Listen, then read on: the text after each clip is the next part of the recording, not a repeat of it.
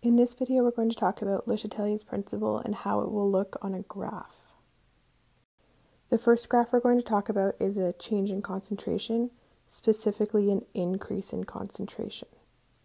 So our reaction that we're going to be looking at is two sulfur dioxide molecules react with one oxygen to produce two sulfur trioxides and energy. So this reaction is exothermic, which will come into play in our temperature video. Okay, so if we add any species, we're going to see a very sharp increase in the concentration of that species at a set time. So on this graph, red represents sulfur trioxide, so we see a sharp spike in sulfur trioxide. Before sulfur trioxide is added, we have this flat region on the graph. This is equilibrium. We also have a flat region after our stress. This is when equilibrium has been restored. The space between these two is our shift. And this is what we want to look at.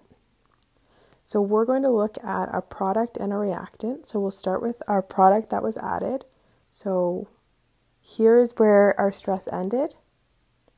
And here is where equilibrium was restored. And we see that we have a decrease in the concentration of SO3 in that time.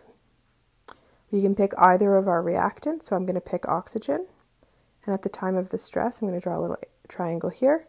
And then at the time of equilibrium, another little triangle. And we see that the concentration of oxygen increased.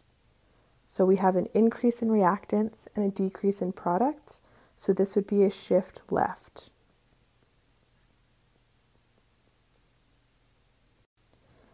In this example, we have another change in concentration, but this time it is a decrease in concentration.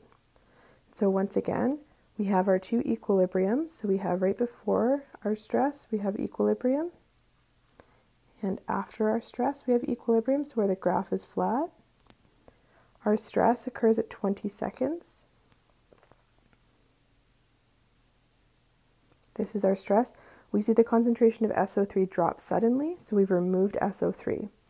And then our shift occurs between our stress and our new equilibrium. So we're going to look at our shift to determine what happened. And so if we look first at our sulfur trioxide, we see the concentration during that shift period increases. So we have an increase in the concentration of sulfur trioxide. If we look at sulfur dioxide, we see a decrease in concentration of sulfur dioxide in the same period. So since we increased our products, decreased our reactants, this will be a shift right.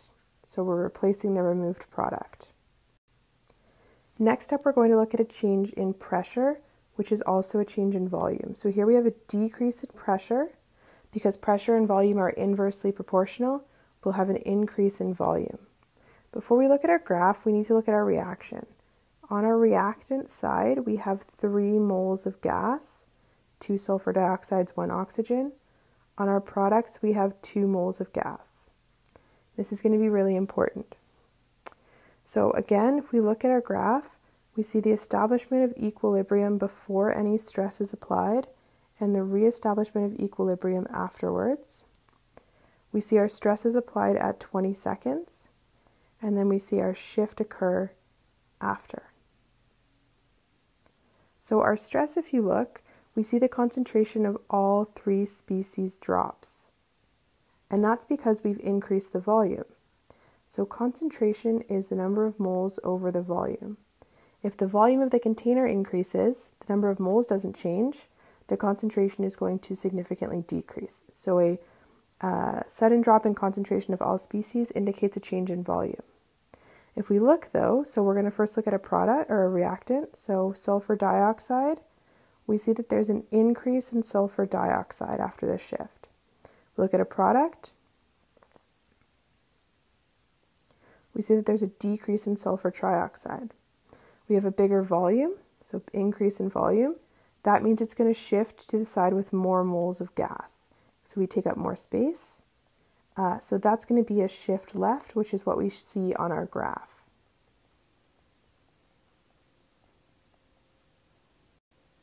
In this example, we have another change in pressure. However, this time we're increasing the pressure and therefore decreasing the volume. And so before our reaction, equilibrium 1, after our reaction, equilibrium 2. Here we have our stress. And then after our stress, we have our shift. And this time you'll notice that the concentration of all three species increases at our stress.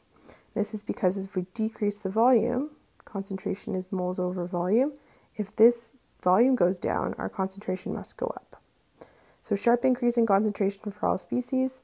If we look now, the concentration of our reactant, SO2, decreases, and the concentration of our product, SO3, increases. That's because now we have less space, so we need fewer moles of gas. So this is a shift right. The last type of stress we're going to look at are changes in temperature. So here we see an increase in temperature. Now the reaction we're looking at is exothermic. Energy is a term on the product side. So we're going to again break down our graph. So we have initial equilibrium here, where everything is flat. We have equilibrium restored at the end. You'll notice though, so the stress occurs at 20 seconds, but you don't see a sharp change. That's because temperature changes take time, and they also won't directly affect concentration. So temperature stresses can be identified by the lack of a sudden shift, and then by the shift afterwards to determine what actually happened. So we're going to look at our reactant, so sulfur dioxide. We see from here to here the concentration increases.